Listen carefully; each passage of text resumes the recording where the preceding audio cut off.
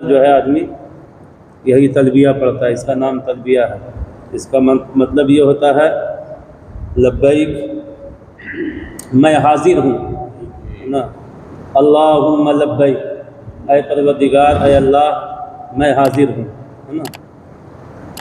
لبیک لا شریک لک لبیک، میں حاضر ہوں، تیرا کوئی شریک نہیں، میں حاضر ہوں۔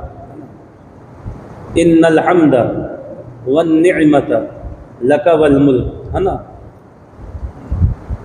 بے شک تمام خوبیاں، حمد من خوبی، تعریف، ہے نا، بے شک تمام خوبیاں اور تمام نعمتیں تیرے لیے ہی ہے نا، اور تیرا ہی ملک بھی ہے، والملک لک والملک، ہے نا، تیرا کوئی شریک نہیں، یہ اس کا مطلب ہوا، ہے نا۔ اب اس کے بارے میں حدیث پاک میں آتا ہے کہ اللہ کے رسول صلی اللہ علیہ وسلم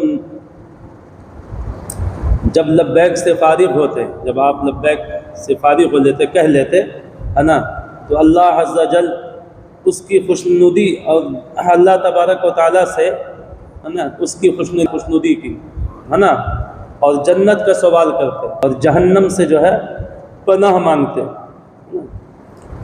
اللہ تبارک و تعالیٰ جو ہے قطعی طور پر جو ہے اللہ تبارک و تعالیٰ اس کی برکت سے جو ہے اس کو جو ہے جنت عطا فرما دیتا ہے۔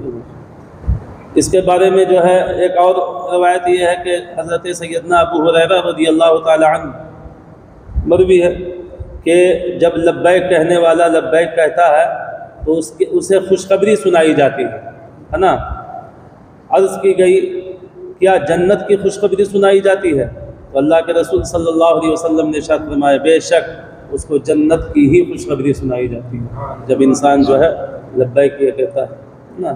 اسی طریقے سے جو ہے ایک صحابی رسول ہے حضرت سیدنا سہل بن سعد رضی اللہ تعالی عنہ، یہ بھی صحابی رسول ہے صلی اللہ علیہ وسلم سے روایت ہے کہ تاجدار مدینہ صلی اللہ علیہ وسلم نے فرمایا کہ جب مسلمان لبیک کہتا ہے تو اس کے دائیں اور بائیں، ہے نا، زمین کے آخری سرے تک، اس طرف بھی زمین کے دم آخری جہاں تک دم لاسٹ ہے نا، اور بائیں بھی زمین کے آخری سرے تک جو بھی پتھر، درخت، ڈھیلے، یہ سب کے سب اس کے ساتھ لبیک پڑھتے ہیں۔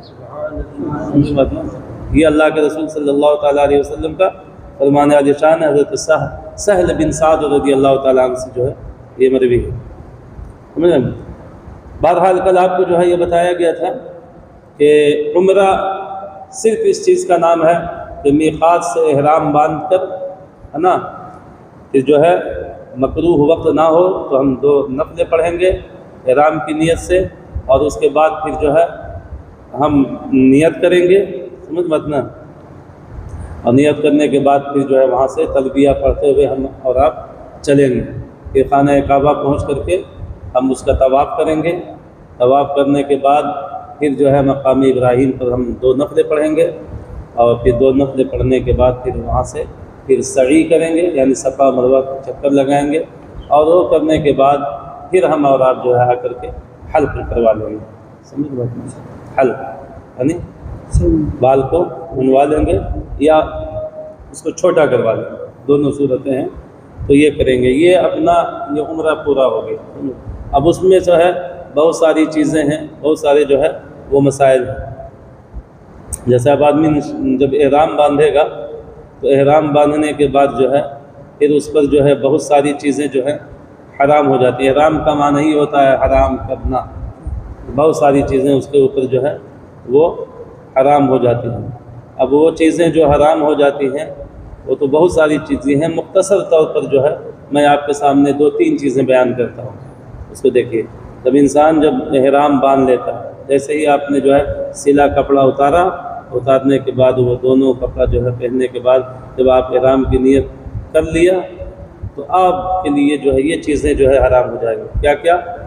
نمبر 1، سلا ہوا کوئی بھی کپڑا پہننا احرام کی حالت میں، اگر آپ نے پہنا تو پھر یہ جو ہے حرام ہے۔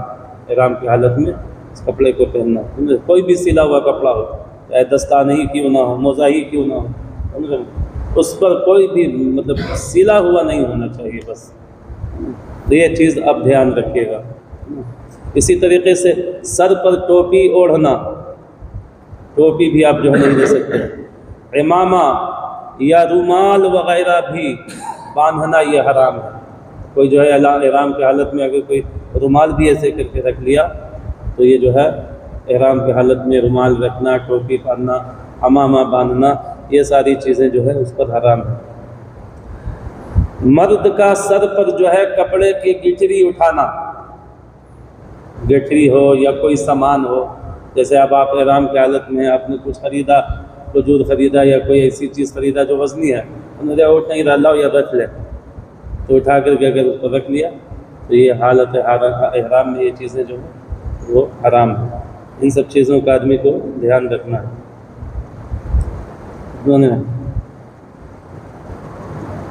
تو اور عورتیں جو ہیں نا ان کو تو برجستہ ویسے ہی رکھنا ہے، سمجھ، وہ خالی اپنا چہرہ جو ہے بچائیں گے.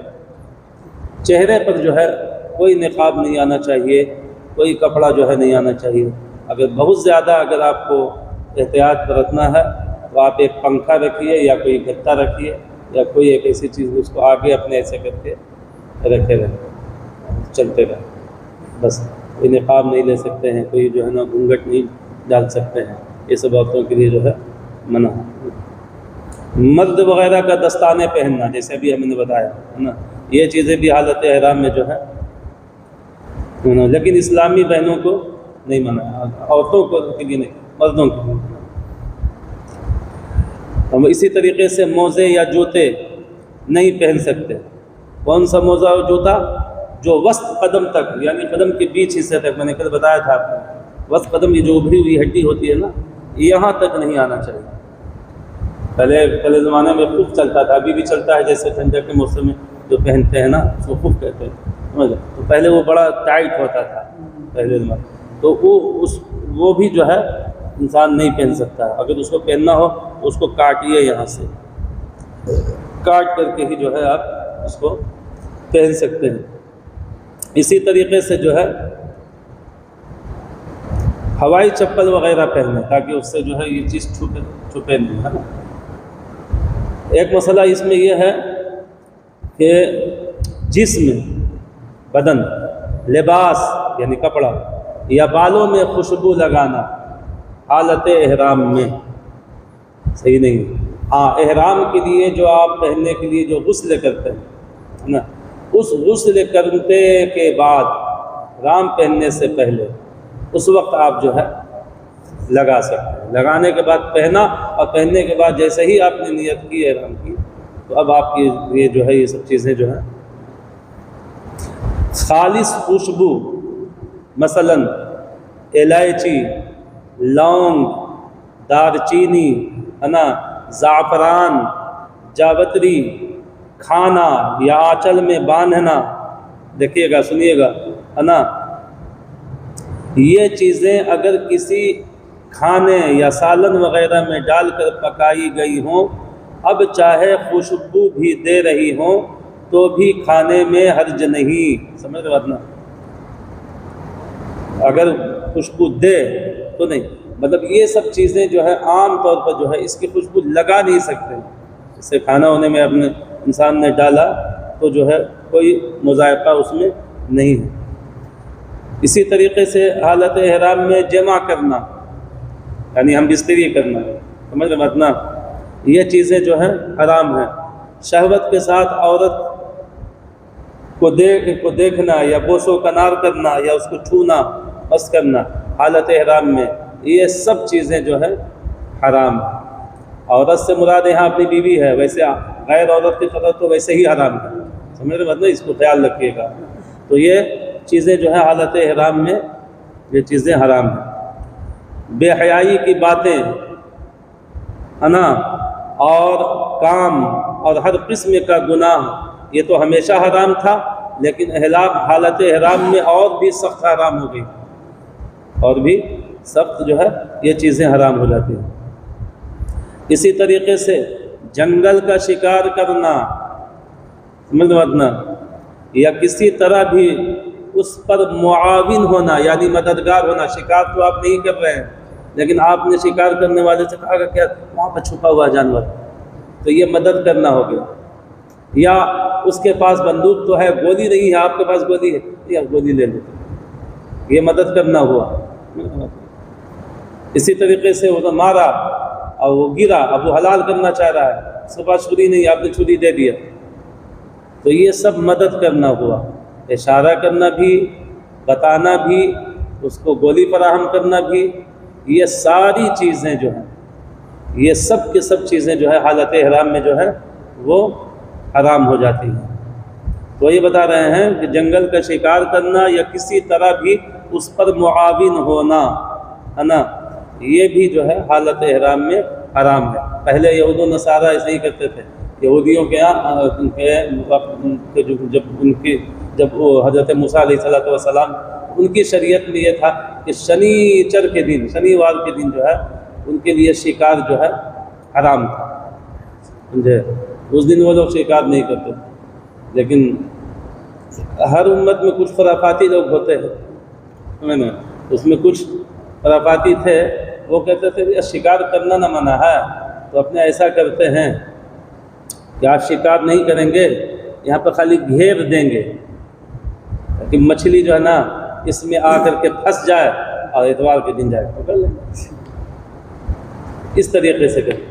تو اس طریقے سے اس کے لیے راستہ ہموار کرنا، اس میں مدد کرنا، یہ ساری چیزیں ہیں. خالی جو ہے مارنا جو ہے یہ حرام نہیں ہے، بلکہ اس کے لیے راستہ ہموار کرنا بھی جو ہے، مدد کرنا بھی، یہ چیزیں حالت احرام میں.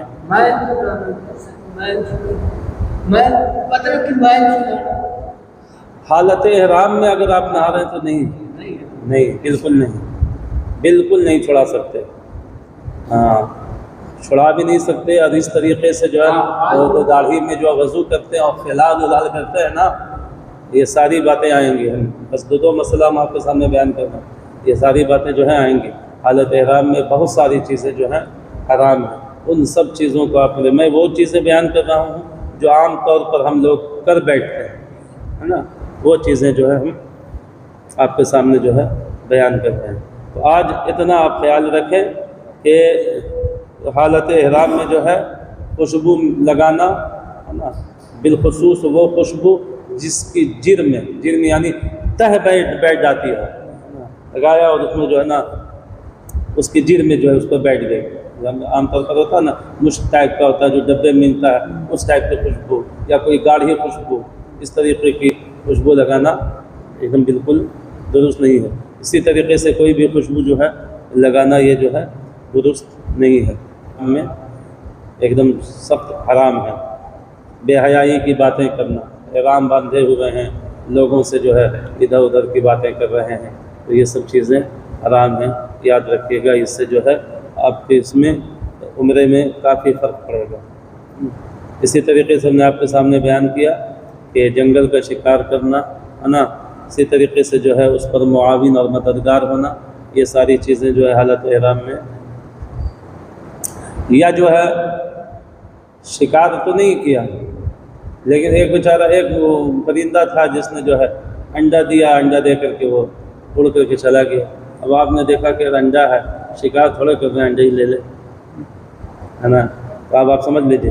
تو اسی طریقے سے اس شکار کا گوشت ہو یا انڈا وغیرہ خریدنا، بیچنا یا کھانا پکانا، ان سب چیزوں سے پرہیز کرنا جو ہے حالت احرام میں انسان کے لیے لازم اور ضروری ہے. اپنا یا دوسرے کا ناخن کاٹنا، کترنا، ہے نا، یا دوسرے سے اپنے ناخن کتروانا حالت احرام میں. جیسے آپ احرام باندھے ہوئے ہیں اور آپ کا ناخن جو ہے بڑا ہوا ہے، تو یا تو خود سے آپ نے کاٹ لیا تو بھی حرام ہوا، یا کسی سے آپ نے کٹوا لیا تو بھی حرام، یا آپ نے دیکھا کہ کسی دوسرے کا ناخن جو ہے بڑھا ہوا، وہ حالت احرام میں نہیں ہے لیکن آپ نے اس کو کاٹ دیا، تو یہ آپ کے کاٹنے کے لیے بھی، کاٹنا بھی آپ کے لیے جو ہے حرام ہے حالت احرام میں.